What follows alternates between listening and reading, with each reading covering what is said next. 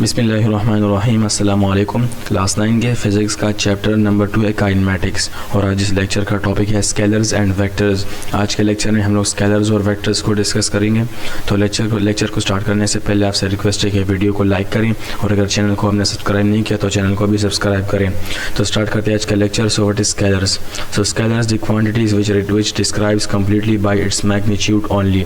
ऐसी क्वांटिटीज जिनको डिस्क्राइब करने के लिए हमें सिर्फ और सिर्फ मैग्नीट्यूड रिक्वायर्ड हो, तो उन क्वांटिटीज़ को हम लोग स्केलर कहते हैं। ठीक है, फॉर एग्जांपल मैंने जो है एक कोई डिस्टेंस जो है मेजर किया, ठीक है, वो डिस्टेंस जो है वो 10 मीटर है। ठीक है, अब अगर आप देखिए यहाँ पर ये 10 जो है हमारे पास एक न्यूमेरिकल पार्ट है, और मीटर हमारे पास ये इसका यूनिट पार्ट है। ठीक है, अब ये न्यूमेरिकल पार्ट और यूनिट पार्ट जो है कम्प्लीटली हमें मैग्नीट्यूड देता है। ठीक है, और ये मैग्नीट्यूड जो है जिस क्वांटिटी को रिक्वायर्ड हो डिस्क्राइब करने के लिए, तो उसको हम लोग स्केलर क्वांटिटी कहते हैं। ठीक है, अगर आप देखिए फॉर एग्जांपल ये एक लाइन है, ठीक है, मैं इस लाइन को जो है मेजर करता हूँ, ठीक है, और फॉर एग्जांपल मैंने इसको मेजर किया और इसकी लेंथ जो है 2 मीटर है। ठीक है, अब अगर आप यहाँ पर देखिए 2 भी जो है इसका न्यूमेरिकल पार्ट है, और m जो है मीटर इसका यूनिट पार्ट है, तो ये दोनों हमें जो है इसका मैग्नीट्यूड देते हैं। ठीक है, तो ये क्या है, इसको हम लोग मैग्नीट्यूड कहते हैं। ठीक है, मैग्नीट्यूड में हमारे पास एक न्यूमेरिकल पार्ट होगा और एक उसके साथ जो है यूनिट पार्ट होगा। ठीक है, तो अब इस मैग्नीट्यूड जो है इसको हम लोग ये जिस क्वांटिटी को रिक्वायर्ड होगा डिस्क्राइब करने के लिए, तो उसको हम लोग स्केलर क्वांटिटी कहते हैं। ठीक है,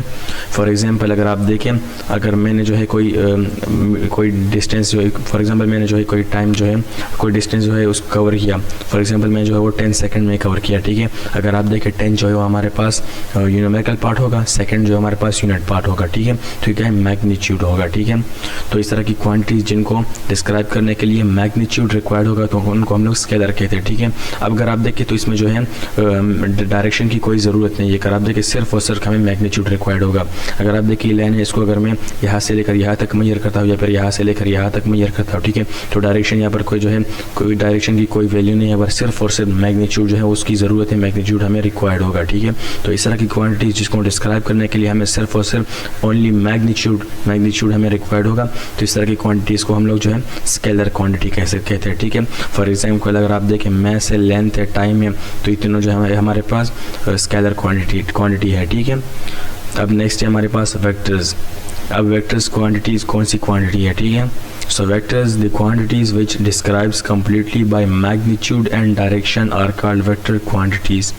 ऐसी क्वांटिटीज जिनको डिस्क्राइब करने के लिए हमें कम्प्लीटली बाय मैग्नीट्यूड, हमें मैग्नीट्यूड भी रिक्वायर्ड हो एंड डायरेक्शन, और डायरेक्शन भी क्वांटिटी डायरेक्शन भी जो है रिक्वायर्ड हो, तो इस तरह की क्वांटिटीज़ को हम लोग वेक्टर क्वांटिटी कहते हैं। ठीक है, स्केलर में हमें सिर्फ और सिर्फ जो है मैग्नीट्यूड रिक्वायर्ड होगा, डायरेक्शन की वहाँ पर जो है डायरेक्शन की कोई वैल्यू नहीं, डायरेक्शन हमें रिक्वायर्ड नहीं होगा, सिर्फ और सिर्फ मैग्नीट्यूड। जबकि वेक्टर में हमें डायरेक्शन मैग्नीट्यूड प्लस डायरेक्शन, यहाँ पर जो है हमें डायरेक्शन भी रिक्वायर्ड होगा। तो इस तरह उन क्वांटिटी जिनको डिस्क्राइब करने के लिए मैग्नीट्यूड भी रिक्वायर्ड हो और उसके साथ साथ डायरेक्शन भी रिक्वायर्ड हो, तो उनको हम लोग वेक्टर कहते हैं। ठीक है, फॉर एग्जांपल अगर आप देखें मैंने कोई फोर्स लगाया, तो फोर्स में मैंने फॉर एग्जांपल 5 न्यूटन फोर्स लगाया। ठीक है, अगर आप देखें तो ये फोर्स जो है मैंने राइट साइड में लगाया, लेफ्ट साइड में लगाया, या अप में लगाया, डाउन में लगाया। ठीक है, तो अगर आप देखिए यहाँ पर जो है डायरेक्शन हमारे पास इसमें रिक्वायर्ड है। ठीक है, अब अगर मैं कहूँगा कि ये फोर्स जो है 5 न्यूटन है, ठीक है, तो उसके साथ जो है मैं डायरेक्शन ज़रूर रिप्रेजेंट करूँगा कि वो डायरेक्शन जो है लेफ्ट साइड में है, राइट साइड में है, या अप साइड में है, डाउन साइड में है। ठीक है, तो ये क्या है, वेक्टर्स क्वांटिटी है। ठीक है, फॉर एग्जांपल फोर्स हमारे पास वेक्टर क्वांटिटी है, वेलोसिटी भी हमारे पास जो है वेक्टर क्वांटिटी है, इसके अलावा डिस्प्लेसमेंट भी हमारे पास जो है वेक्टर क्वांटिटी है। ठीक है, तो ये क्या है, वेक्टर क्वांटिटीज़।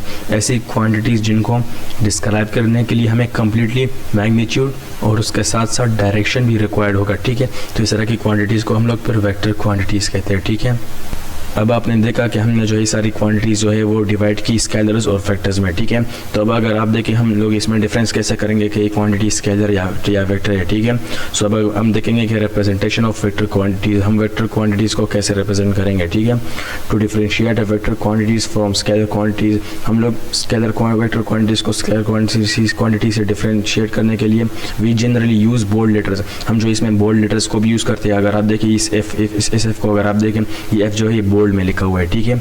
और बार, अगर आप देखिए इसमें हम लोग बार को भी यूज़ करते हैं। अगर आप देखिए फोर्स एफ, अगर आप इसमें देखिए ऊपर जो है एफ पे बार है, ठीक है, तो हम लोग कह सकते हैं कि क्या है, ये वेक्टर क्वांटिटी है। इसके अलावा अगर आप देखिए एरो भी हम लोग इसमें यूज़ करते हैं, इस एफ के ऊपर जो एरो है, ठीक है, तो हम लोग कह सकते हैं कि क्या है, वेक्टर क्वांटिटी है, ठीक है, ये इसकी रिप्रेजेंटेशन है, ठीक है।